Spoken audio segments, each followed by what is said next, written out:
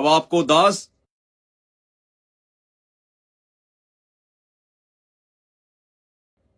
सतलोक से भगत हुआ।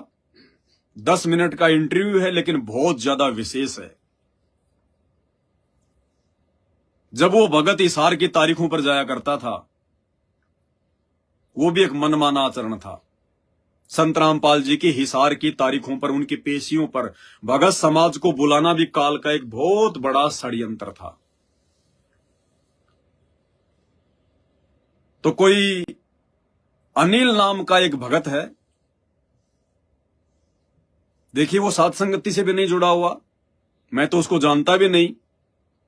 वो खुद ही अपना एक यूट्यूब चैनल खोलकर अपने वीडियो अपलोड कर रहा है, सतलोक आश्रमों से जुड़ा हुआ है। उसने खुद ने वीडियो डाला अपना कि जब मैं हिसार की तारीख पर जाया करता था तो उस समय मेरे साथ में एक घटना घटी। हम जाकर रात्रि में एक आश्रम में सो गए। रात्रि में सौपन आया, और वो सौपन कोई सामान्य सौपन नहीं था भाई बहनों। अगर साध संगति में उस चीज का जिक्र किया जा रहा है तो वो कोई सामान्य सौपन नहीं था, वो एक सच्ची घटना है, जिस घटना को आधार बनाकर आज परमात्मा अपने सच्चे भक्तों के विश्वास को और अधिक आगे बढ़ाएंगे, दृढ़ करेंगे।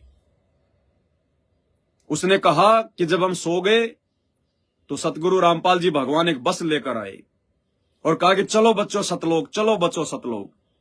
हम सभी हिसार की तारीखों पर जो भगत गए थे, हम उस बस में बैठ गए। और फिर क्या हुआ, उस भाई के मुख कमल से आप जी स्वयं उनका इंटरव्यू सुनिए, और बीच बीच में जहां पर आवश्यकता पड़ेगी दास इसका विश्लेषण करेगा।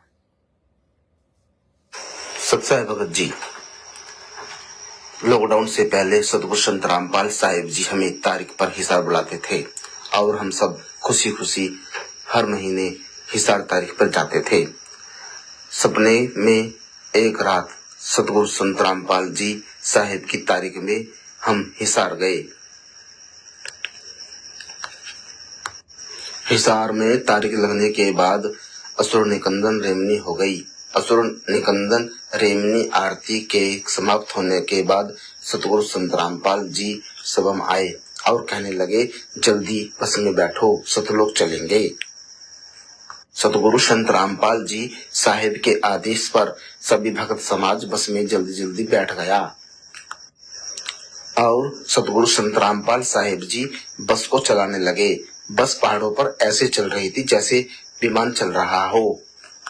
सतगुरु संत रामपाल साहिब जी भक्तों से कह रहे थे कि सतलोक जीव, पुण्य जीव आत्मा 3 प्रकार से सतलोक जाती है। नंबर 1 मकर तार में, नंबर 2 विमान द्वारा और नंबर 3 सतगुरु सतपुरुष के साथ। बस में बैठे सभी भगत समाज सतगुरु बंदी छोड़ सतगुरु रामपाल भगवान की जय हो के जयकारे लगाने लगे। कुछ ही क्षण में बस सतलोक की जमीन पर पहुंच गई। सभी भगत समाज सतलोक की जमीन पे उतर गया। सतलोक की जमीन सफेद थी और आसमान हीरे पन्ने जवाहरात से जगमगा रहा था। ऐसा लग रहा था जैसे दिवाली हो, लेकिन सतलोक की रोशनी जगत की रोशनी से बहुत ही अलग थी। सतलोक की रोशनी के सामने जगत की रोशनी 0/0 थी। सतलोक में ताजमहल जैसे बड़े बड़े बहुत सारे महल बने हुए थे, जिनकी जो पृथ्वी जैसे बड़े थे। सतलोक की जमीन पर घास की जगह फूल उगे हुए थे। सतलोक फूलों की और बासमती की चावलों की खुशबू से महक रहा था। सतलोक के सभी घरों में पाठ प्रकाश हो रहा था। सभी के घरों में साखी चल रही थी। मुजदास भी एक महल जैसे घर में घुस गया जो संगे मरमर का था। उस घर में गरीबदास साहिब जी बानी कर रहे थे, पाठ प्रकाश कर रहे थे। मुजदास सतगुरु गरीबदास की बानी सुनने के लिए उस महल में बैठ गया। सतगुरु गरीबदास कहने लगे, बानी बाद में सुनना, पहले तुम भंडारा ले लो, क्योंकि तुम्हारे पास समय कम है, तुम्हें वापस पृथ्वी पर अपने लोग जाना होगा। सतगुरु गरीबदास के कहने पर दास सतलोक में घूमने लगा। सतलोक में घूमने पर बहुत आनंद आ रहा था। ऐसा लग रहा था जैसे बसंत का मौसम हो। घूमते घूमते दास को एक बाग नजर आया जिसके ऊपर एक बहुत बड़ा होर्ड लगा हुआ था जिसपे लिखा था सतगुरु संत रामपाल साहिब जी का बाग। सतगुरु संत रामपाल साहिब जी के बाग में दास बिना डरे अंदर चला गया। बाग में 2-2.5 फुट के फलों के पेड़ लगे हुए थे। उन पेड़ों पर 2.5 किलो के आम लगे हुए थे। मुझदास की फल तोड़ने की इच्छा हुई तो सतगुरु संत रामपाल जी के भगत समाज कहने लगे, आओ भगत जी, आज क्या सेवा लोगे? तुम्हारी इच्छा हो उस चीज को बताओ, हम तुम्हें उसी की सेवा देंगे। सतलोक के भगत समाज ने मुझे आम तोड़ के खिलाए, लेकिन मजे की बात ये थी कि उन आमों में गुठली नहीं थी। सतलोक में इच्छा करते ही सब कुछ प्रकट हो जाता है, बिना करे सब कुछ मिलता है। मगर अजीब बात ये थी कि सतलोक में एक बार जिस चीज को ग्रहण कर लिया उसके बाद उस चीज की दोबारा इच्छा नहीं होती। अर्थात सतगुरु मिलो तो इच्छा मिटे, पद में पद समाना, चल हंसा परलोक पठाऊं अमरापुर अस्ताना। दास भंडारा सेवक लेके बाग से बाहर आ गया और सतलोक की जमीन पर घूमने लगा बिना कोई फिक्र के, क्योंकि सतलोक में बिना करे सब कुछ मिलता है। इच्छा करने से ही सब कुछ प्राप्त हो जाता है, संतुष्टि हो जाती है और आनंद आता है। तभी मुझदास को एक बहुत बड़ा सिंहासन नजर आया जो हीरे पन्नों जवाहरातों से। अब आगे ध्यान से सुनना। वैसे इसमें 1-2 पॉइंट भाई ने और बताए हैं कि जब मैं सतलोक में गया तो वहां पर घर घर में एक एक आत्मा का घर जो महल के जैसा है, पूरी पृथ्वी है, इससे भी वहां पे बड़े बड़े महल एक एक आत्मा के हैं। यही बात सतगुरु रामपाल जी भगवान ने अपने सत्संगों में हमें बताई है कि बच्चों, जब तुम सतलोक में जाओगे तो वहां पर तुम्हारे जो शरीर का जो तेज है वो 16 सूर्यों के जितना है, और एक एक आत्मा का जो महल है वो यहाँ की जो पृथ्वी है, इस पृथ्वी से भी बड़े बड़े एक एक आत्मा के वहां पर महल हैं, क्योंकि सतलोक तो अनंत है, असीमित है। भाई जिस आत्मा के शरीर का नूर ही 16 सूर्य के जितना होगा, जो एक सूर्य पूरे किस ब्रह्मांड को रोशनी दे रहा है, और ऐसे ऐसे 16 सूर्य जितना प्रकाश एक एक आत्मा का जिस लोक में हो, तो उसका मकान, उसका महल तो इस पृथ्वी से तो बड़ा होना ही है। तो ये बात भी इस भाई की बिल्कुल सत्य है। फिर आगे इन्होंने कहा कि वहां पे घर घर में पाठ प्रकाश चल रहे हैं, घर घर में, यानी सतलोक में उन घरों में घर घर में पाठ प्रकाश चलते हैं, परमेश्वर की महिमा की वाणियां चलती हैं। और परमेश्वर ने वही सतलोक अपने सतसेवक बच्चों के घरों को बना दिया, क्योंकि उनकी लाखों की संगत में से केवल उनके सतसेवक बच्चों के घरों में ही आदरणीय गरीबदास जी महाराज जी के सदग्रंथ साहिब की वाणियां, जो स्वयं पूर्ण ब्रह्म परमात्मा कबीर साहिब सतगुरु रामपाल जी भगवान के मुख कमल से उच्चारित हैं, अनवरत चल रही हैं।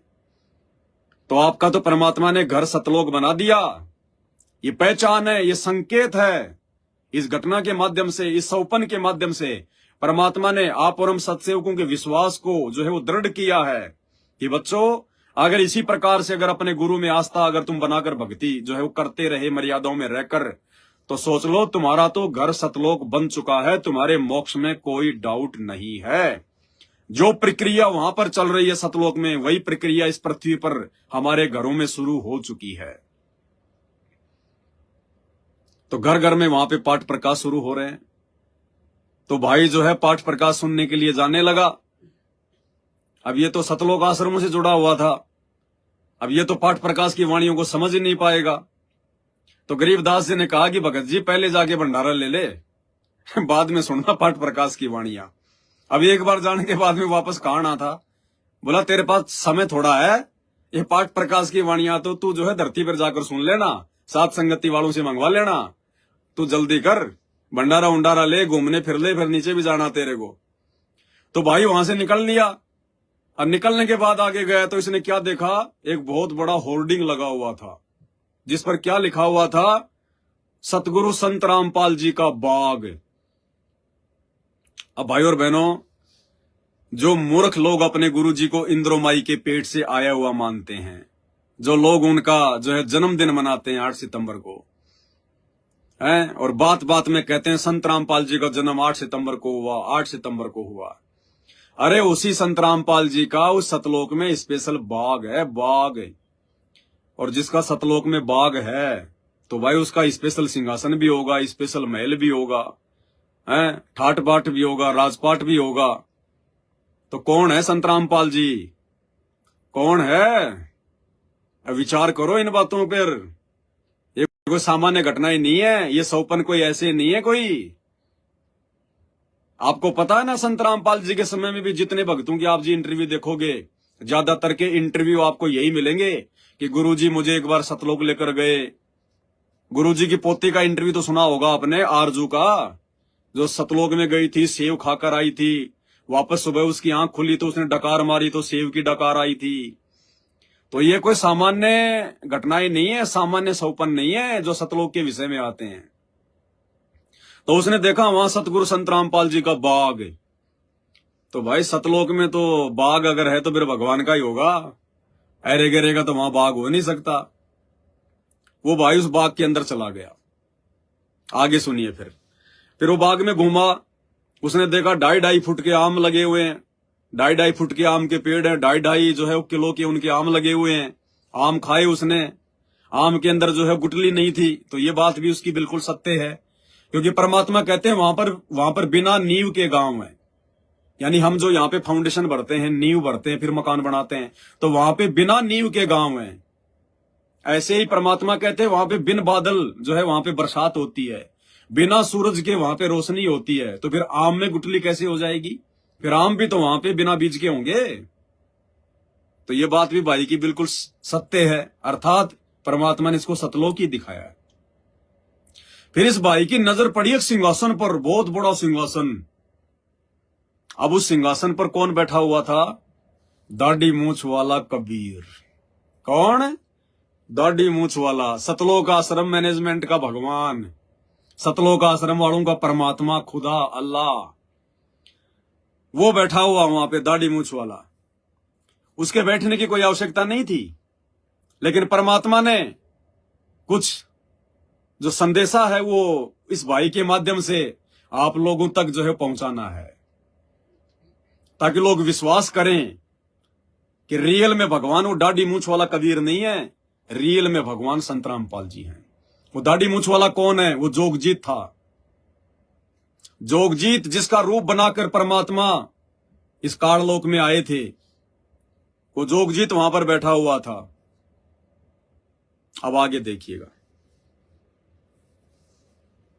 हो जाता है, संतुष्टि हो जाती है और आनंद आता है। तभी मुझदास को एक बहुत बड़ा सिंहासन नजर आया जो हीरे पन्नों जवाहरातों से सजा हुआ था। उस पर सतगुरु कबीर साहिब जी विराजमान थे और कबीर साहिब जी कहने लगे, आओ भगत जी बैठो। मुझदास ने सतगुरु कबीर साहिब जी को दंडवत प्रणाम की। सतगुरु संत कबीर साहिब जी ने मुझदास को आशीर्वाद दिया। फिर अब ये गलती भाई और बहनों हम साध संगति से जुड़े हुए भाई बहनों ने सौपन में भी नहीं करनी है। सौपन में भी हम सत्सेवकों का दंडवत सिर्फ और सिर्फ एक ही पुरुष के लिए है पूरी सृष्टि में, सतगुरु रामपाल जी भगवान, जो हमारे पूज्य गुरुदेव हैं। ये चेहरा हमें याद है। सतगुरु रामपाल जी के अलावा हमने सृष्टि में किसी और को दंडवत प्रणाम नहीं करना है, भूल कर भी नहीं करना है।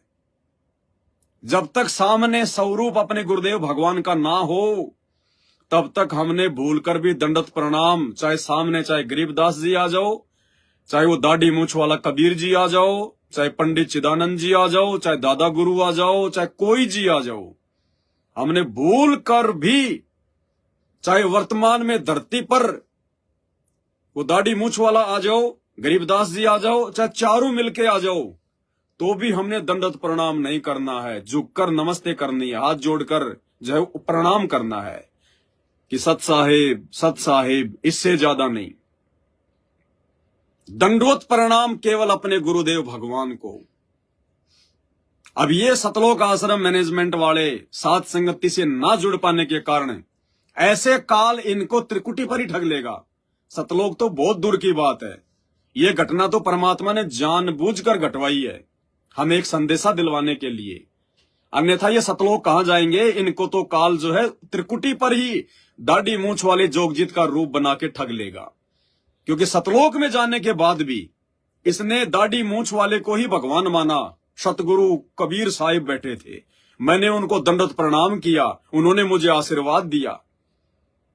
जबकि इस भाई ने भी ये विचार नहीं किया कि तुझे सतलोक में लेकर कौन गया था, तुझे वो दाढ़ी मूंछ वाला लेकर गया था या तुझे तेरा गुरु लेकर गया था। अरे तो सतलोक में कौन कौन भेज सकता है? सतलोक में कौन ले जा सकता है? इस धरती का कोई जीव लेके जा सकता है क्या? कोई आम व्यक्ति, आम संत लेके जा सकता है क्या? जो सतलोक लेकर गया, जो बस में बैठाकर, उसको तो भगवान नहीं मान रहे, उसको तो खाली अपना गुरु जी। और वहां जो गुरु जी का जो बेटा, जो 16 पुत्र है परमात्मा के, उनमें से एक का नाम जो जोगजीत है, जो जोगजीत वहां पर सिंहासन लगा के बैठा हुआ था अपना, परमात्मा तो भैया परीक्षा लेगा। अरे सतलोक तो परमात्मा अपने भक्तों की परीक्षा के लिए धरती पर बना देंगे। 2 सेकंड में परमात्मा सतलोक रस देगा। जैसे पीपा और सीता के लिए परमात्मा ने द्वारिका रस दी पानी के अंदर, जैसे परमात्मा ने इब्राहिम सुल्तान की प्यास बुझाने के लिए जंगल में मंगल कर दिया, पेड़ पौधे लगा दिए, आम अंगूर के पेड़ लगा दिए, जो है दरिया बह रही है, और खुद एक संत का रूप बनाकर वो 3 कुत्ते लेकर बैठा हुआ है। क्या नहीं कर सकता परमात्मा? सतगुरु जो चावे सो कर ही भरम पड़ो मत कोई, सेव धड़ पर शीश चढ़ाया पाछे करी रसोई। 1 सेकंड में परमात्मा नई सृष्टि रच दे, असंख्य ब्रह्मांड रच दे। तो परमात्मा हम भक्तों की ये परीक्षा लेने के लिए एक नया सतलोक भी रच सकते हैं, नई सृष्टि भी रच सकते हैं परमात्मा। तो परमात्मा ने वही खेल खेला। उस सिंहासन पर दाढ़ी मूंछ वाला वो जोगजीत बैठा हुआ, और भाई ने जाकर सीधे दंडवत कर दी जोगजीत को, परमात्मा के बेटे को, यानी अपने भाई को उसने दंडवत कर दिया। हम भी तो उसी परमात्मा के अंश हैं, उसी के जो है बेटा और बेटी है, और जोगजीत भी उसी परमात्मा का बेटा है।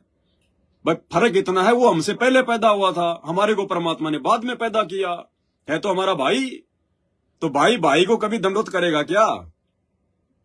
लेकिन इस भाई ने क्यों? क्योंकि इस धरती पर सतलोक आश्रम मैनेजमेंट हरियाणा ने काल के दबाव में आकर भक्तों की मर्यादा खंडित करवाने के लिए, उस परीक्षा के समय भक्तों को फेल करवाने के लिए उस जोगजीत को ही भगवान के रूप में पेश करवा रखा है। 8 सितंबर को संत रामपाल जी को परमात्मा ना मानकर, और जून के महीने में कबीर प्रगट दिवस, कबीर प्रगट दिवस, वो दाढ़ी मूंछ वाले को भोग लगाते हैं, उसको परमात्मा मानते हैं। संत रामपाल जी का फोटो नीचे, दाढ़ी मूंछ वाले का ऊपर गुरु गोविंद का जो है पोस्टर जो है बना रखा है। यानी हर स्थिति में संत रामपाल जी को छोटा और दाढ़ी मूंछ वाले को बड़ा।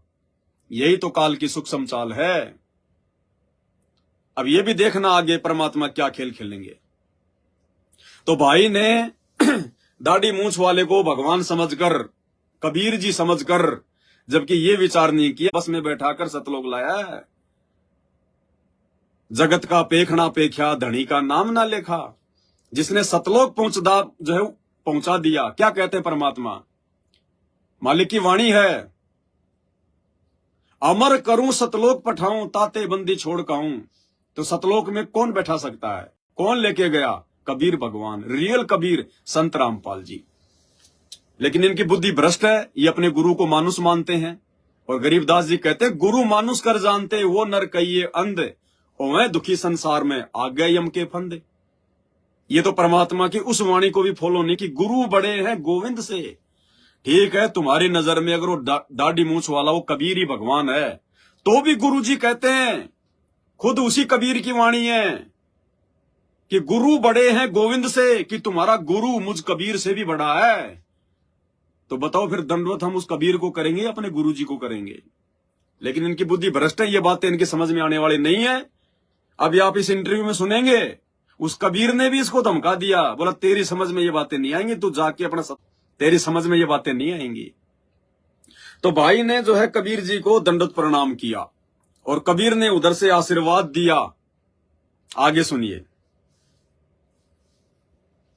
थे। और कबीर साहिब जी कहने लगे, आओ भगत जी बैठो। मोचदास ने सतगुरु कबीर साहिब जी को दंडवत प्रणाम की। सतगुरु संत कबीर साहिब जी ने मोचदास को आशीर्वाद दिया। फिर कबीर साहिब कहने लगे, तुम्हारा गुरु कौन है? मोचदास ने कहा, हम दास का गुरु सतगुरु संत रामपाल साहिब जी है। तो कबीर साहिब कहने लगे, वो तो परमपिता परमात्मा परमेश्वर है। भाई ने जिस दाढ़ी मूछ वाले कबीर जी को भगवान समझ के दंडवत प्रणाम किया, उसके बाद में उसी दाढ़ी मूछ वाले कबीर जी ने भाई से क्या कहा कि तुम्हारा गुरु कौन है? तो भाई बोला संत रामपाल जी है। तो दाढ़ी मूछ वाला बोला, रे नालायक, वो तो परमपिता परमात्मा पूर्ण ब्रह्म है। अरे अगर वो दाढ़ी मूछ वाला खुद ही यदि परमपिता परमात्मा पूर्ण ब्रह्म होता तो ये शब्द क्यों बोलता कि तुम्हारा गुरु संत रामपाल जी तो खुद परमपिता परमात्मा पूर्ण ब्रह्म है? और उसके बाद क्या कहा कि वो अकय लोक से आते हैं। संत रामपाल जी भगवान कहाँ रहते हैं? अकय लोक में, जो सबसे ऊपर का लोक है, अनामी लोक। वो दाढ़ी मूछ वाला जिसको 90% संगत अपना भगवान मान रही है, कबीर मान रही है, वो कबीर खुद कह रहा है कि संत रामपाल जी तो पूर्ण ब्रह्म परमात्मा है। वो तो अकय लोक में रहते हैं, अनामी लोक में। और यही बात संत रामपाल जी भगवान बार बार हमें समझाते हैं, बार बार हमें समझाते हैं कि लोक अनामी जावेगी, वहां कोन्या मिले चुबारे। आत्मा और परमात्मा वहां कोन्या रहते न्यारे। और रामपाल प्रीतम प्यारे की आत्मा वहां पूर्ण आनंद लेरी। सांच कहूं ना झूठ रति भर बात मान ले मेरी।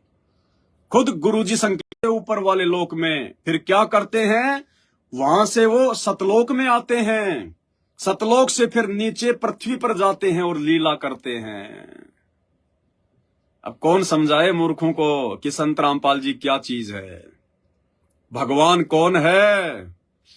ये दास ऐसे ही नहीं चिल्लाता कि परमपिता परमात्मा सारी सृष्टि के रचनहार, कुल मालिक, असंख्य ब्रह्मांडों के स्वामी, जगत गुरु, तीनों लोकों में प्रवेश करके सबका भरण पोषण करने वाले, राजा धीराज, आत्माधार, नाथों के नाथ, देवों के देव महादेव, सर्वेश्वर महेश्वर, मृत्युंजय, अजरो अमर, आदि अनादि सनातनी प्रभु, जगत पिता जगदीश्वर, श्री श्री 1008 की उपाधि के वास्तविक अधिकारी, अकाल मूर्त सौद स्वरूपी राम, वासुदेव, सत्य पुरुष, पता नहीं क्या क्या दास बोलता आगे, आप सबको पता है। तो ऐसे थोड़ी बोलता दास, ये स्वयं परमात्मा है, स्वयं अल्लाह है। ये संकट मोचन है, दुख भंजन है, अविगत कबीर है, निर्विकार निर्विषम परमात्मा है। यही अल्लाह है, यही कबीर है, यही मौला है, यही बाखबर है, यही तत्वदर्शी संत है, यही राजाओं का राजा, महाराजाओं का महाराजा है, शहंशाहों का शहंशाह, सम्राटों का सम्राट है, यही बाबाओं का बाबा है, पीरों का पीर है, यही सर्वगुण संपन्न है, सर्व ब्रह्मांडों का रचयिता है, अनंत कोटि ब्रह्मांडों का स्वामी है। यही युवा कबीर है, समर्थ कबीर है, असंवत अमित योजा है, यही सच्चा रहनुमा है, करीम अल्लाह है, सुभान अल्लाह है। यही तो है सब कुछ। ऐसे थोड़ी बोलता दास इतनी बड़ी महिमा उस परमपिता परमेश्वर जी की। तो क्या कहा कि सतगुरु संत रामपाल जी तो पूर्ण ब्रह्म परमात्मा है, वो तो अकय लोक में रहते हैं, वहां से नीचे वो सतलोक में आते हैं, और सतलोक से फिर वो नीचे पृथ्वी पर लीला करने के लिए जाते हैं। तो परमपिता परमात्मा परमेश्वर है, वो पृथ्वी पर लीला कर रहे हैं। वो अखय लोक से आकर सतलोक में रहते हैं और पृथ्वी पर जाकर लीला करते हैं। सतगुरु संत रामपाल साहिब जी जेल धाम में भी लीला कर रहे हैं। उनका एक शरीर जेल धाम में है। सतलोक में सतगुरु संत रामपाल साहिब जी की भक्ति होती है, जिस भक्ति को करने से जीव आत्मा अकय लोक चली जाती है। सतलोक में किसकी भक्ति होती है? क्या कह रहा है वो दाढ़ी मूछ वाला भगवान तुम्हारा? अगर उस दाढ़ी मूछ वाले की अगर सतलोक में भक्ति होती है तो दाढ़ी मूछ वाला तो खुद कह रहा है इस भाई को कि सतलोक में संत रामपाल जी भगवान की भक्ति होती है। सतलोक में भी संत रामपाल जी की भक्ति होती है। और फिर यहां से जीव आत्माएं मुक्त होकर अनामी लोक में जाती है। और गुरुदेव भी यही कहते हैं कि सतलोक में जाने के बाद भी भक्ति करनी होती है। वहां जाने के बाद तुम्हारी मर्जी, तुम्हारी इच्छा, अगर तुम सतलोक में रहना चाहो तो कोई दिक्कत नहीं, कभी तुम्हारी जो है मृत्यु नहीं होगी, कोई दुख नहीं होगा। अगर ऊपर के लोकों में जाना चाहो तो फिर ऊपर के लोकों की भी सतलोक में भक्ति होती है।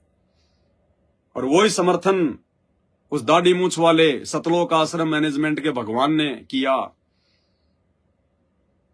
कि वो अकय लोक से चलकर आते हैं सतलोक में, और सतलोक में संत रामपाल जी भगवान की भक्ति होती है। फिर यहां से आत्माएं ऊपर के लोकों में जाती हैं, अनामी लोक में, अलख लोक में, अगम लोक में आती है। फिर आगे सुनिएगा। और इसार जेल में भी संत रामपाल जी भगवान लीला कर रहे हैं। क्या लीला कर रहे हैं? छटनी, अपने कच्चे पक्के भक्तों की छटनी। 28 साल से ज्ञान देने के बाद मुझे किसने परमात्मा माना, किसने नहीं माना, मेरे वचनों पर कौन चल रहा है, गंदी राजनीति कौन कर रहा है, मेरे परिवार के तलवे कौन चाट रहा है, आश्रमों में धक्के खाने कौन जा रहा है। अरे भगवान तो दो ही जगह हो सकता है, या तो हिसार जेल में बैठा है या अपने भगत के घर पर बैठा है। आश्रमों में तो भगवान नहीं है। अगर आश्रमों में भगवान है तो तुम्हारे घर पे भी हो सकता है। आश्रमों में क्या, वही फोटोएं लग रखी हैं, वही पत्थर हैं, वही दीवारें हैं। तो या तो संत रामपाल जी हिसार जेल में बैठा है या फिर अपने भक्तों के घरों पर बैठा है। बाकी तो धक्के खाना है, धक्के खाना। क्या कह रहे हैं? सतलोक में सतगुरु संत रामपाल साहिब जी की भक्ति होती है, जिस भक्ति को करने से जीवात्मा अकलोक चली जाती है, क्योंकि अकलोक में से जीवात्मा कभी वापस नहीं आती संसार में। सतगुरु संत रामपाल साहिब जी ही परमेश्वर है, अल्लाह है, राम है। वो वर्तमान में कोई लीला नहीं कर रहे, क्योंकि हमें काल ने वचनबंध किया है कि पिछली पीढ़ी में जीवात्माओं को ज्ञान। ये थोड़ा सा ये गलत बोल गए, इसके बोलने में दिक्कत होगी, दास बता देता है। क्योंकि दाढ़ी मूछ वाले ने कहा कि सतगुरु संत रामपाल जी ही अल्लाह है, भगवान है, परमात्मा है, और वे वर्तमान में कोई लीला नहीं कर रहे। यहाँ पे लीला की जगह भाई ने बोलना था चमत्कार, कि वर्तमान में वे कोई चमत्कार नहीं कर रहे, यानी स्पष्ट रूप से अपने आप को भगवान साबित नहीं कर रहे। जैसे 650 साल पहले उन्होंने चमत्कार किए थे। रामानंद की जब सिकंदर लोदी ने तलवार से गर्दन काट दी, हजारों लोगों के सामने परमात्मा ने जोड़ दी। सिकंदर लोदी की जो उंगली थी वो कट गई थी, तेल के जो है कढ़ाई में डालने से परमात्मा ने वो सीधी कर दी। कमाल नाम के मुर्दे को परमात्मा ने हजारों लोगों के सामने जिंदा किया। कमाली को परमात्मा ने कब्र से बाहर निकालकर हजारों लोगों के सामने जो है उसको जीवित किया। तो ये कह रहा है कि वर्तमान में वो कोई चमत्कार नहीं कर रहे। क्यों? क्योंकि काल के साथ उनका एग्रीमेंट है। ध्यान से सुनिए। सतगुरु संत रामपाल साहिब जी ही परमेश्वर है, अल्लाह है, राम है। वो वर्तमान में कोई लीला नहीं कर रहे, क्योंकि हमें काल ने वचनबंध किया है कि पिछली पीढ़ी में जीवात्माओं को ज्ञान और भक्ति के द्वारा ही सतलोक लाना है, कोई लीला नहीं करनी। लेकिन जो भक्त उनकी शरण में आ जाता है वो गुप्त रूप से उनके लिए लीला करते रहते हैं, उनके सारे काम बनाते हैं, उन्हें दुखों से बचाते हैं, उनके पाप काटते हैं और सच्चा सुख देते हैं। फिर कबीर साहिब कहने लगे कि जिस तरह ज्योति निरंजन अपने अवतारों को समय समय पर पृथ्वी पर भेजता रहता है, उसी तरह सतगुरु संत रामपाल साहिब जी जो अकय लोक में रहते हैं हमें भी समय समय पर अवतरित करके भेजते रहते हैं। क्या कहा उस दाढ़ी मूछ वाले भगवान ने, जोगजीत ने, कि जिस प्रकार काल समय समय पर अपने अवतार भेजता रहता है, लीला करता है, उसी प्रकार अकय लोक में रहने वाले वो सतगुरु रामपाल जी भगवान हमें भी नीचे अवतार के रूप में लीला करने के लिए भेजते रहते हैं। अब बताओ, दाढ़ी मूछ वाला तो बहुत छोटी पावर हो गई। जिस दाढ़ी मूछ वाले को कबीर जी नीचे भेजता है लीला करने के लिए, कौन कबीर? सतगुरु रामपाल जी कबीर। समय समय पर लीला करने के लिए नीचे भेजते रहते हैं। और फिर क्या बताया परमात्मा ने कि उन अपने बेटों के रूप में स्वयं परमात्मा ही आकर लीला करता है। वो बेटे नहीं आते, उन बेटों को परमात्मा किसी और ब्रह्मांड में भेज देता है, कहीं और भेज देता है, उनको पता भी नहीं चलता। असंख्य सतलोक रच देता है परमात्मा सेकंडों में, असंख्य। जैसे रामचंद्र जी को त्रेता युग में मालूम भी नहीं, और उस कबीर भगवान सतगुरु रामपाल जी ने राम का रूप बना के रावण की नाभि में तीर मार दिया। श्री कृष्ण जी को पता भी नहीं, और संत रामपाल जी ने श्री कृष्ण जी का रूप बना के गोवर्धन पहाड़ को अपनी उंगली पे उठा लिया। हनुमान जी को पता भी नहीं, और संत रामपाल जी भगवान ने हनुमान जी का रूप बनाकर 400 किलोमीटर अपने हाथ फैलाकर, ये जो पाठ प्रकाश की वाणियां चल रही है ना घर घर में, इनको ध्यान से सुनोगे तो परमात्मा ने संकेत कर रखा है कि जो द्रोणागिरी जो पर्वत था, जो संजीवनी बूटी वाला, वो हनुमान जी उठा के नहीं लाया था। हनुमान जी की औकात नहीं थी। अपने भक्तों के काज वो परमात्मा स्वयं ही संपूर्ण करता है। उस पाठ प्रकाश की वाणी में है कि हनुमान जी ने कितने योजन, 100 योजन हाथ फैलाकर, 100 योजन यानी 400 किलोमीटर लंबे हाथ फैलाकर द्रोणागिरी पहाड़ को उठाया था। तो यह कारनामा किसने किया? सतगुरु रामपाल जी ने, उस कबीर भगवान ने। इस पाठ प्रकाश की वाणियों में कोई हनुमान जी की महिमा नहीं है। हनुमान जी का नाम आ गया तो कोई सोचे हनुमान जी की महिमा, यह हमारे भगवान की महिमा है इन वाणियों में। जैसे परमात्मा हमें असुर निकंदर रमणी पढ़ाते हैं, अब नाम तो सारे देवी देवताओं को आता है, लेकिन गुरुजी ने उसमें क्या लिखा हुआ है कि ये तो खाली इनकी झूठी महिमा है, इनको खुश करने के लिए, बाकी सारे काम इनके रूप में परमात्मा ने किए। नरसिंह रूप धरे गुरु राया, हिरणा कुसकु मारण धाया, शंख चक्र गदा पद्म विराजे, ये सारे खेल परमात्मा ने किए हैं। भस्मासुर को पार्वती का रूप बना के किसने मारा? कबीर भगवान ने। नरसिंह रूप बना के हिरण्यकश्यप को किसने मारा? कबीर भगवान सतगुरु रामपाल जी ने। राजा बलि की 100वीं यज्ञ को खंडित 52वां रूप बनाकर किसने किया? सतगुरु रामपाल जी भगवान ने। राम का रूप बनाकर रावण किसने मारा? सतगुरु रामपाल जी भगवान ने। कृष्ण का रूप बनाकर कंस को किसने मारा? गोवर्धन को किसने उठाया? सतगुरु रामपाल जी ने। ये सारे खुलासे कर रहे हैं भगवान। जब सुदामा श्री कृष्ण से मिलने गया तो श्री कृष्ण का रूप बनाकर वहां पर कौन मिला? सतगुरु रामपाल जी भगवान। तो भाई तुम्हारा वो द्रोणागिरी पहाड़ भी हनुमान जी का रूप बनाकर सतगुरु रामपाल जी भगवान ने लाए थे उसको उठा के। हनुमान जी तो बालक है बेचारा, वो कहां से पहाड़ उठा देगा। अब जैसे परमात्मा ने जिक्र किया, एक सत्संग में परमात्मा ने बताया कि रावण जो था वो किसी जन्म में कबीर भगवान की शरण में था, लेकिन उसने भक्ति नहीं करी, मर्यादा तोड़ दी, वापस काल के जाल में फंस गया। अब उसने शंकर भगवान की उसने भक्ति करी और अपने 10 बार उसने यहां से शीश काटकर शंकर भगवान के जो है चरणों में समर्पित कर दिया। और जब समय आया, राम रावण जब युद्ध हुआ, तो हम तो क्या सुनते हैं कि शंकर भगवान ने रावण को 10 सिर वापस दे दिए। एक कट रहा है, दूसरा लग गया, दूसरा कट गया, तीसरा लग गया।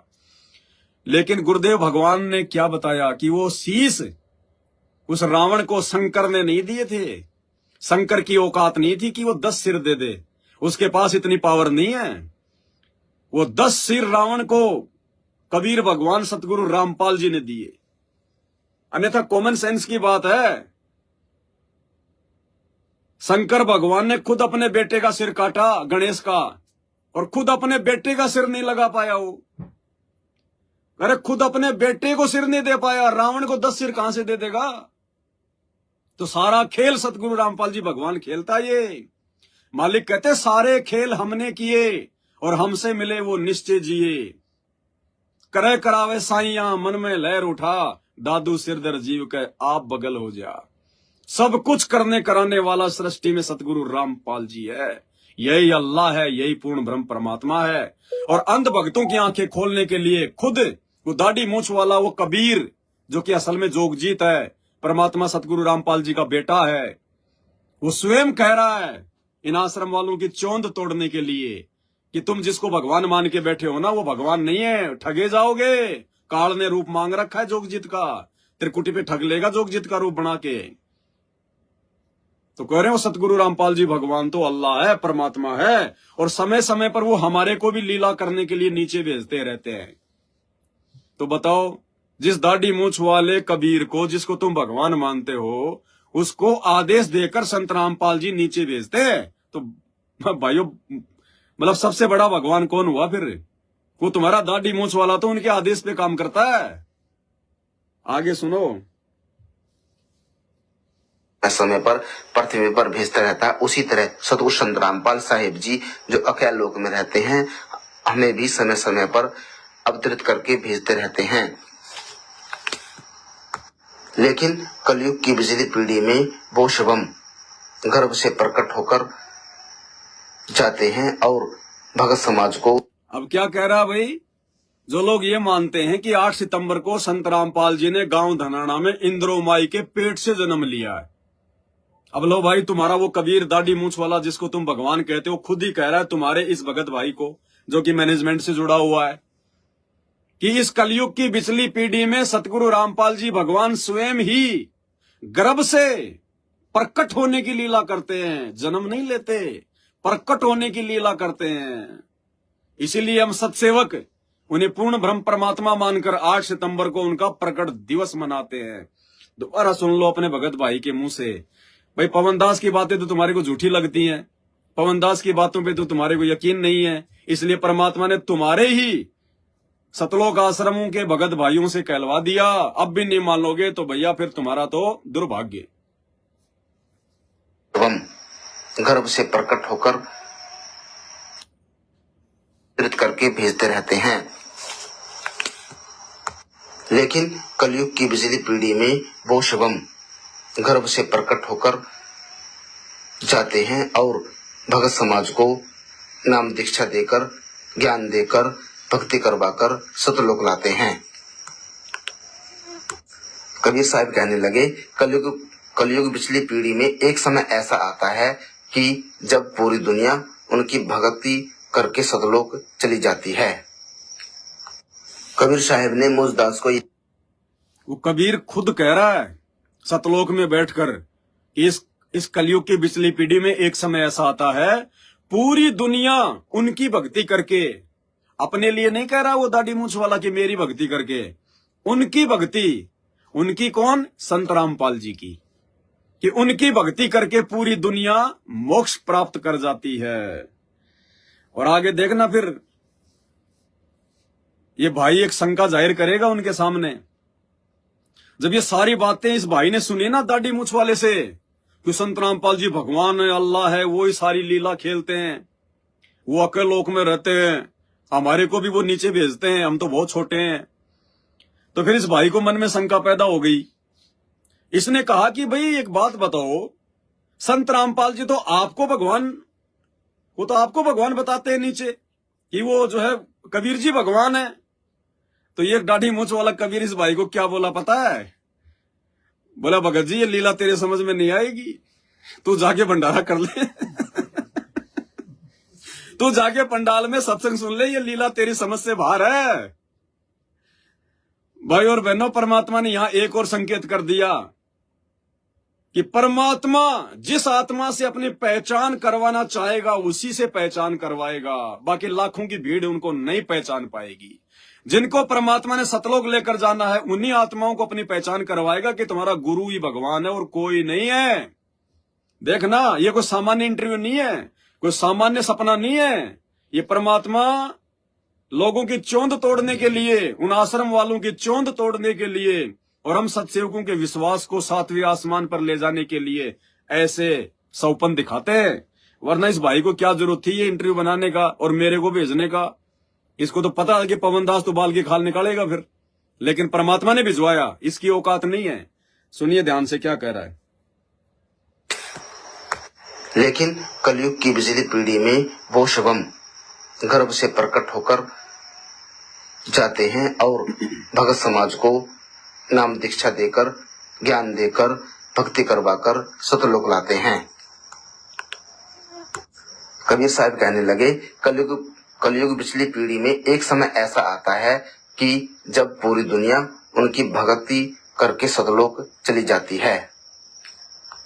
कबीर साहब ने मुझदास को ये भी बताया जो काशी में केशव की लीला की थी वो भी सतगुरु संत रामपाल साहब जी ने की है, क्योंकि बताओ अब दाढ़ी मूंछ वाले उस नकली कबीर भगवान ने जोगजीत ने इस भाई को और क्या बताया कि कबीर साहब ने मुझे ये भी बताया कि 650 साल पहले काशी में जो केशव बंजारे की लीला की थी वो भी संत रामपाल जी भगवान ने की थी। और दास से परमात्मा ने साध संगत के लिए अपनी महिमा में एक शब्द बनवाया। उसमें क्या लिखवाया परमात्मा ने? मालिक ने उसमें लिखवाया क्या था भगत जी वो? नहीं वो वाणी है ना, शुरू से क्या है उसमें?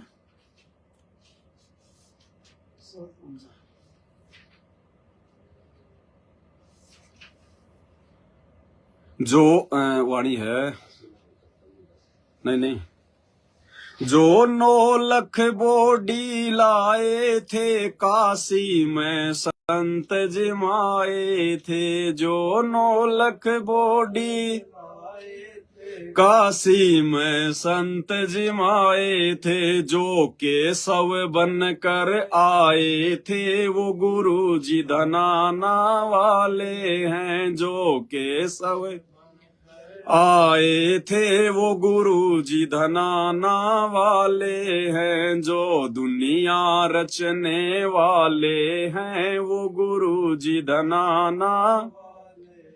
जब दास जब जेल में था उस समय परमात्मा ने दास से ये शब्द लिखवा दिया था।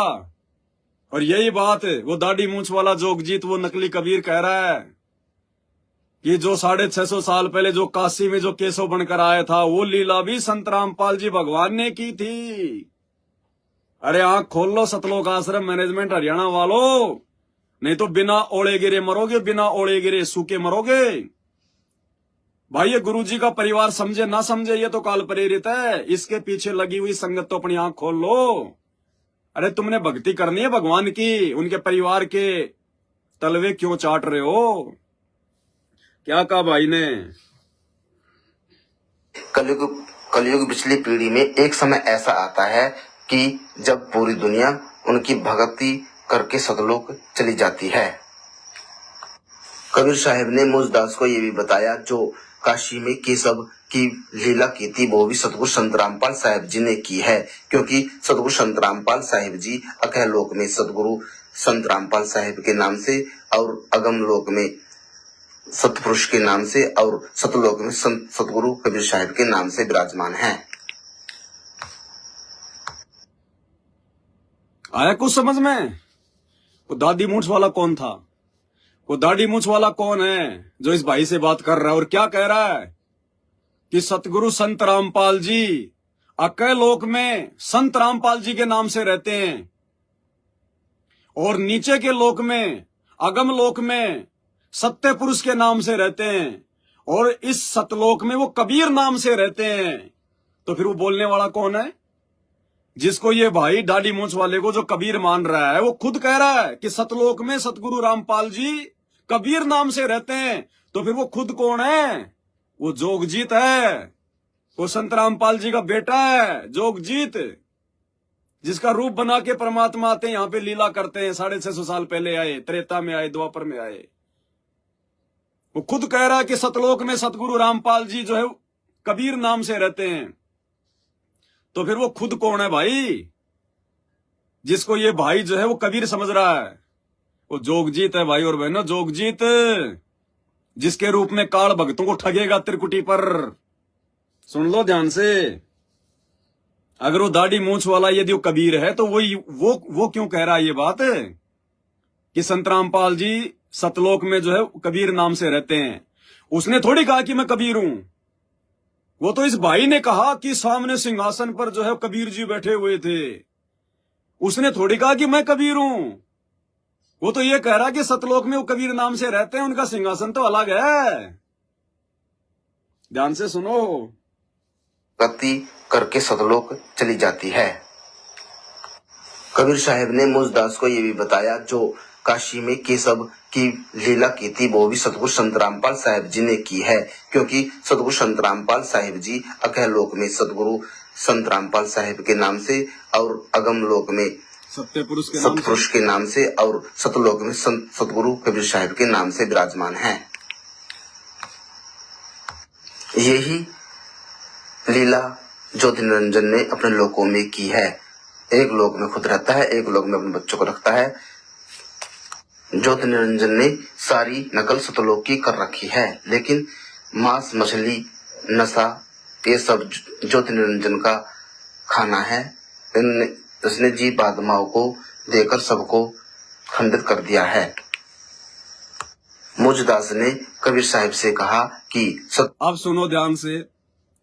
अब ये सारी बातें जब इसने उस कबीर के मुंह से सुनी, जिसको ये कबीर मान रहा था जोगजीत को, अपने भाई को, तो इसके मन में शंकाएं पैदा हो गई कि हम तो इसको कबीर मान रहे हैं, हम तो दाढ़ी मूछ वाले को भगवान मान रहे हैं, वहां पे धरती पे हम इसको पूज रहे हैं, और ये तो संत रामपाल जी के गुण गा रहा है, संत रामपाल जी की महिमा कर रहा है, उनको भगवान बता रहा है, उनको कबीर बता रहा है। तो इस भाई के मन में शंका पैदा हो गई और इसने उससे पूछा कि संत रामपाल जी तो आपको भगवान बताते हैं, आपको कबीर जी बताते हैं। फिर उसने क्या जवाब दिया कि ये लीला तेरे समझ से बाहर की बात है, जब तक साथ संगति से नहीं जुड़ेगा ये खेल तेरे समझ में नहीं आएगा, बड़ों के समझ में नहीं आ रहा। उसने जीव आत्माओं को देकर सबको खंडित कर दिया है। सुनिए, मुझदास ने कबीर साहिब से कहा कि सतगुरु संत रामपाल साहिब जी आपको परमपिता परमात्मा परमेश्वर बताते हैं। तो कबीर साहिब जी ने कहा ये लीला और कुछ है, आप नहीं समझोगे, आप सत्संग सुनने पंडाल में चले जाओ, क्योंकि सतगुरु संत रामपाल साहिब जी अगले लोक से सत्संग सुनाने आने वाले हैं। बताओ, सतलोक आश्रम मैनेजमेंट हरियाणा के नकली दाढ़ी मूछ वाले भगवान ने, उस कबीर ने क्या कहा जब इस भाई ने सवाल किया कि संत रामपाल जी तो आपको परमपिता परमात्मा बताते हैं, तो उसने कहा कि ये लीला आप नहीं समझोगे, जाकर पंडाल में सत्संग सुन ले, अर्थात पहले ज्ञान अच्छे से समझ ले, ये खेल अटपटा है, तेरे समझ में नहीं आएगा। ये विशेष ज्ञान परमात्मा की विशेष आत्माओं को ही समझ में आता है, उनके विशेष आशीर्वाद से। ध्यान से सुनिए। कबीर साहिब से कहा कि सतगुरु संत रामपाल साहिब जी आपको परमपिता परमात्मा परमेश्वर बताते हैं। तो कबीर साहिब जी ने कहा ये लीला और कुछ है, आप नहीं समझोगे, आप सत्संग सुनने पंडाल में चले जाओ, क्योंकि सतगुरु संत रामपाल साहिब जी अगले लोक से सत्संग सुनाने आने वाले हैं। दास सतगुरु कबीर साहिब को अब बताओ, एक तरफ तो संत रामपाल जी इनको धरती से इनको बस में बैठा के सतलोक लेके गए, और उधर वो जोगजीत क्या कह रहा कि जल्दी चला जा, अकल लोक से संत रामपाल जी सतलोक में सत्संग करने के लिए आने वाले हैं। और भाई और बहनों, बार बार आपको दास एक बात बताता है कि भाई और बहनों, इस वहम में ना रहना, इस वहम में बिल्कुल भी ना रहना कि संत रामपाल जी हमारे गुरु हैं, ये जेल में बैठे हुए हैं। दास ने बार बार आपको यही कहा है कि ये परमात्मा असंख्य ब्रह्मांडों में भिन्न भिन्न रूप बनाकर असंख्य लीलाएं कर रहा है। आप और हमारे लिए इसार जेल में बैठकर लीला कर रहा है, पताड़ लोक में ना जाने कौन सा जो है बल्कि संत बन के खेल खेल रहा है, ऊपर के स्वर्ग लोक में देव देवताओं से जाकर मिल रहा है, और अनेक ब्रह्मांडों में परमात्मा साधु संत महात्मा का रूप बना के वहां पे सत्संग कर रहा है, हजारों जगह लाखों जगह अपनी आत्माओं को जगा रहा है, काल के जाल से निकाल रहा है, उनको पृथ्वी पे उनको जन्म दे रहा है। एक रूप में परमात्मा सतलोक में बैठा, एक रूप में ऊपर के लोकों में बैठा हुआ है। उसी का प्रमाण यहाँ पे आपको दिख रहा है। एक रूप में तो परमात्मा हिसार जेल में बैठे हुए हैं, एक रूप में परमात्मा इसको बस में बैठा के सतलोक ले गए, और एक रूप में वो कह रहा कि वो तो अकेले लोक से आने वाले हैं नीचे सतलोक में सत्संग करने के लिए, जल्दी चला जा पंडाल में। तो ये समर्थ परमात्मा है, अनंत कोटि कलाओं का स्वामी है, अनंत कोटि ब्रह्मांडों का नायक। आप और हमारा कोई सौभाग्य है। अरे आप और हम आत्माओं को एक गांव का सरपंच वैल्यू नहीं देता, एक आड़ोसी पाड़ोसी जिसके पास फॉर्च्यूनर गाड़ी है, बढ़िया जिसका काम धंधा है, वो हमारे को मुंह नहीं लगाता। ये 2 कोटि के जीव रामपाल के भगत क्या है, और वो रामपाल है, वो सर्व ब्रह्मांडों का पालक, अकल लोक का राजा आप और हमारे लिए जेल में बैठा है। आप और हमें अपने सीने से लगाने के लिए सोच रहा है। आप और हमारा सतगुरु बनकर आ गया। आप और हमारे को इस धरती की विशेष आत्मा कहता है, पुण्यात्मा कहता है, और ये भी कहता है कि ब्रह्मा विष्णु महेश का भाग्य भी तुम्हारे भाग्य के आगे 0/0 है। अरे जो गांव का सरपंच हमें वैल्यू नहीं देता और हमें वो अखिल ब्रह्मांडों का स्वामी, वो नायक, वो भगवान सीने से लगा के रखा हुआ है। भाई और बहनों, ये समझो अपने भाग्य को, अपने सौभाग्य को समझो। हम लोग कौन हैं, हमारी पावर क्या, हमारी वैल्यू क्या है, इसको कोई बिरले समझेंगे। बिरले गुरुपद सेवय बिरला कोई, जहां पर कृपा साहिब की हुई। आगे क्या कह रहा भाई, क्योंकि मोबाइल की बैटरी भी जो है डाउन हो रही है। और क्या कह रहा है आप नहीं समझोगे। आप सत्संग खंडित कर दिया है। मुझदास ने कबीर साहिब से कहा कि सतगुरु संत रामपाल साहिब जी आपको परमपिता परमात्मा परमेश्वर बताते हैं। तो कबीर साहिब जी ने कहा ये लीला और कुछ है, आप नहीं समझोगे। आप सत्संग सुनने पंडाल में चले जाओ, क्योंकि सतगुरु संत रामपाल साहिब जी अगले लोक से सत्संग सुनाने आने वाले हैं। दास सतगुरु कबीर साहिब को सत साहिब करके चला आया और सतलोक में घूमने लगा। सतलोक में पंडाल लगा हुआ था। उस पंडाल में सतगुरु संत रामपाल जी की बड़ी बड़ी हुड लगी हुई थी। पंडाल में अब सुनना, जिस पंडाल में ये भाई फिर सत्संग सुनने के लिए आया, उस पंडाल में इसने क्या देखा, बड़ी बड़ी होर्डिंग लगी हुई थी, बड़े बड़े पोस्टर लगे हुए थे। और उन पोस्टरों में क्या फोटो थी, जो दाढ़ी मूछ वाला भगवान है वो तो नीचे बैठा है और संत रामपाल जी ऊपर बैठे हैं। और यहाँ पे उल्टा काम कर रखा है। यहाँ पे संत रामपाल जी तो दाढ़ी मूछ वाले के जो है मल के पैरों में बैठे हैं, दाढ़ी मूछ वाला ऊपर बैठा है।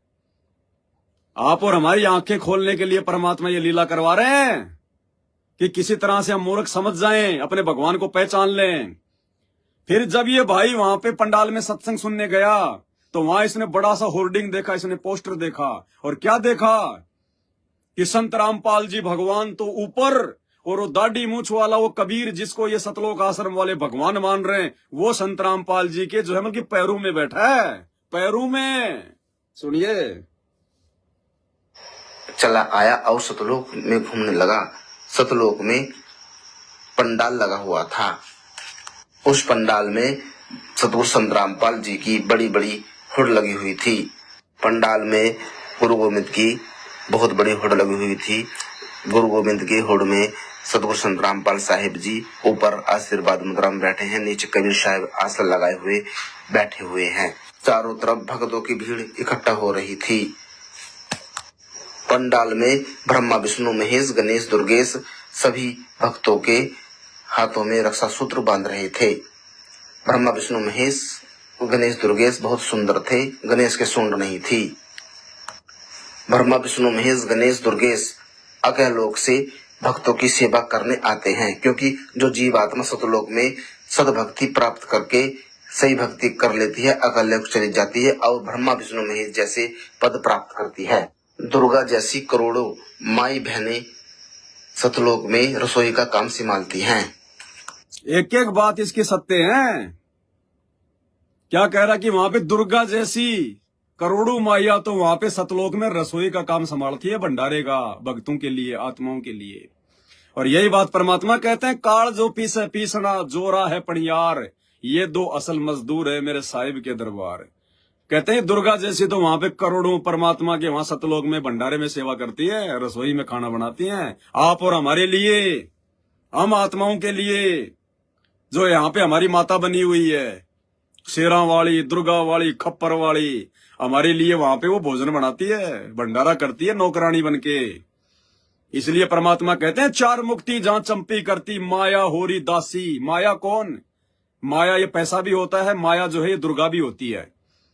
मालिक कहते हैं चार मुक्ति जहां चंपी करती, माया होरी दासी, दास गरीब अभय पद पर से मिले राम अविनाशी। तो भाई कह रहा है कि दुर्गा जैसी माइया तो वहां पे करोड़ों की संख्या में भंडारे में सेवा करती है, आप और हमारे लिए खाना तैयार करती हैं। इसलिए परमात्मा कहते हैं तुम परमात्मा की विशेष आत्मा हो, विशेष। क्या कह रहा है? कुंड नहीं थी। ब्रह्मा विष्णु महेश गणेश दुर्गेश अगह लोक से भक्तों की सेवा करने आते हैं, क्योंकि जो जीवात्मा सतलोक में सदभक्ति प्राप्त करके सही भक्ति कर लेती है, अगल लोक चली जाती है और ब्रह्मा विष्णु महेश जैसे पद प्राप्त करती है। दुर्गा जैसी करोड़ों माई बहनें सतलोक में रसोई का काम संभालती हैं। सतलोक में ही सच्चा सुख है। सतलोक एक पृथ्वी है। सतलोक हम सतभक्ति करके जा सकते हैं। वर्तमान में सतभक्ति अधिकारी सतगुरु संत रामपाल साहिब जी हैं। सतगुरु संत रामपाल जी ही सतलोक के दाता हैं, सतलोक के मालिक हैं। इसलिए सतगुरु संत रामपाल की शरण में आके जन्म मरण से मुक्त होकर सतलोक चलने। अब इसकी मीठी मीठी बातों में मत आ जाना आप कि संत रामपाल जी सतलोक के दाता हैं, परमात्मा हैं, वही मोक्ष देंगे। वो तो देंगे ही देंगे, इसमें कोई संशय नहीं है। लेकिन ये भाई फिर भी ज्ञान आधार से नहीं बोल रहा ये बातें, ये देखा देखी बोल रहा है। फिर भी इसने दाढ़ी मूछ वाले से जब संत रामपाल जी की महिमा सुनी तो ये भी महिमा गा रहा है। लेकिन कहते हैं नकल में भी अकल चाहिए, नकल में भी अकल की जरूरत होती है। एक छोटा सा चुटकुला आता है, साल भर तक तो उसने पढ़ाई नहीं पढ़ी और फिर एग्जाम का टाइम आ गया तो बैठ गया हॉल में। अब आगे वाला जो लड़का था वो तो फटाफट लिख रहा था और पीछे वाला यूं देख रहा बार बार, यूं इधर दिखा दिखा दिखा दिखा। अब ऐसा ही दिखाई देता है, धुंधला फुंधला थोड़ा सा दिखाता है, इतने में वो मास्टर आ जाता है, फिर वो यूं हो जाते हैं चुपचाप। तो आगे वाले ने लिखा हुआ था, कोई आंसर था, क्या था, कोई क्वेश्चन था, तो उसमें यह था कि दिल्ली में कुतुब मीनार है। तो जैसे उसने दिखाया तो तुरंत पीछे से टीचर आ गया, तो उसको हल्का हल्का सा दिखाई दिया, उसने लिख दिया तुरंत, दिल्ली में कुतिया बीमार है। बताओ, नकल में भी तो अकल चाहिए। उसमें तो लिखा हुआ था कि दिल्ली में कुतुब मीनार है, उसने लिख दिया दिल्ली में कुतिया बीमार है।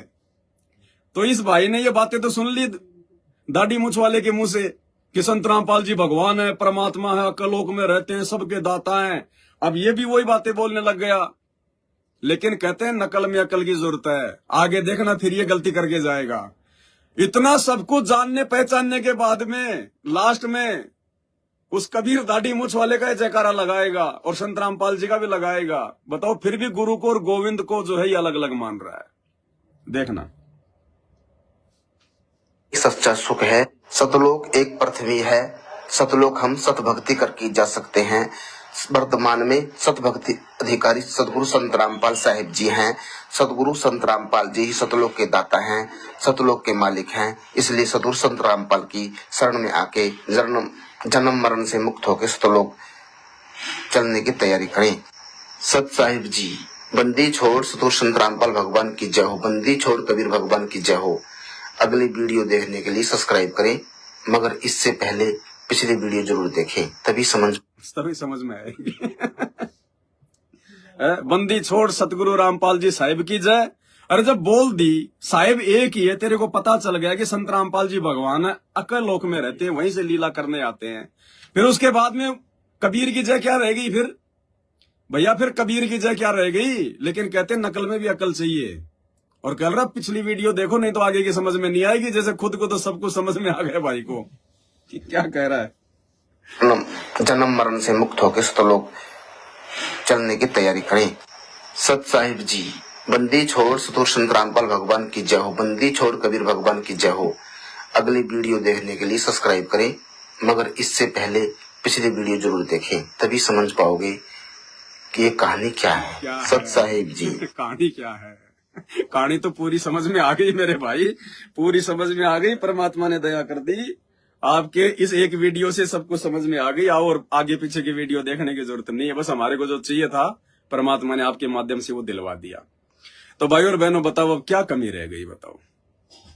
अरे इसीलिए तो परमात्मा ने इस 35 नंबर की विशेष ऑडियो में ये संकेत किया है कि परमात्मा के जो संकेत हैं, परम संत के जो संकेत हैं, वो कौन समझ पाएगा?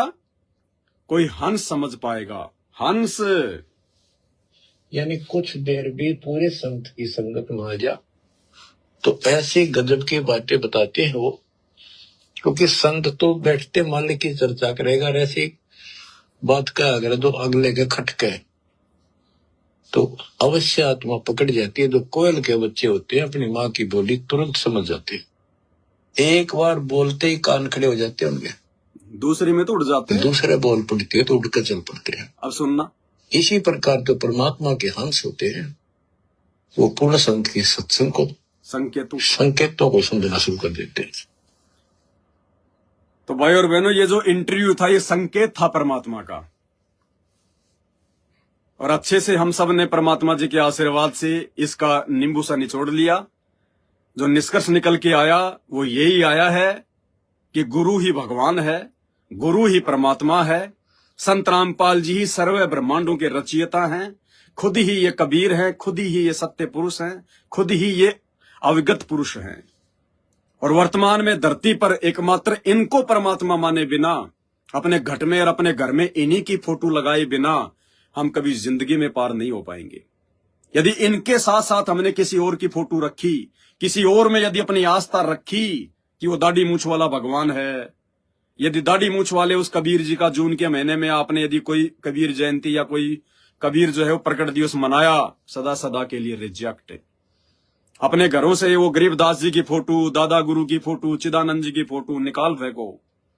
अपने मन मंदिर में सतगुरु रामपाल जी भगवान को बसा लो, उनके वचनों पर चलो, उनके परिवार की देखा देखी मत चलो, वरना कुएं में ले जाके ठोक देंगे। और एक बार कुएं में गिर गए तो मेंढक फिर बाहर नहीं निकलता, उसके लिए फिर वही उसकी दुनिया होती है, वो पताड़ लोग है उसके लिए। तो विनती कर सकते हैं भाई, प्रार्थना कर सकते हैं, बाकी तो भाई आप लोगों की मर्जी, भाई जो करना वो करोगे। जिसने मरना वो मरेगा, दूसरे के समझाने थोड़ी समझेगा। जब भगवान 28 साल से समझा समझा के थक गया तो हम सत्सेवकों के समझाने से तुम कहां समझने वाले हो। लेकिन जिनको भगवान ने समझाना था उनको परमात्मा ने शब्द की चोट मार के समझा दिया।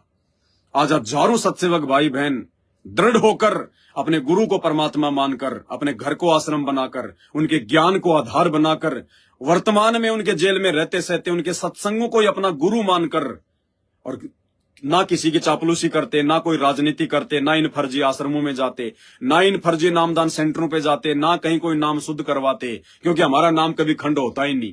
साहेब का नाम अखंड है और सकल सब खंड है।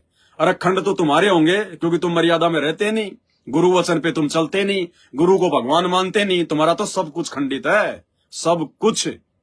तो परमात्मा की विशेष मेहर उनके सत्सेवक बच्चों के ऊपर। और भाई बहनों, इसी प्रकार से हम इस मेहर को बना के रखें, दिन प्रतिदिन हम दृढ़ होते चले जाएं, मर्यादाओं को लेकर जो भी संघर्ष करना पड़े करें, लेकिन अपने गुरु को नाराज ना करें। और देखना फिर परमात्मा कहते हैं, जय तू चाले एक कदम मैं चालूं कदम 60, जय तू हो जा काठ का मैं हो जाऊं लोहे की लाठ। तो आज के लाइव वीडियो में केवल इतना ही, फिर परमात्मा दया बख्शेंगे, दास लाइव आएगा।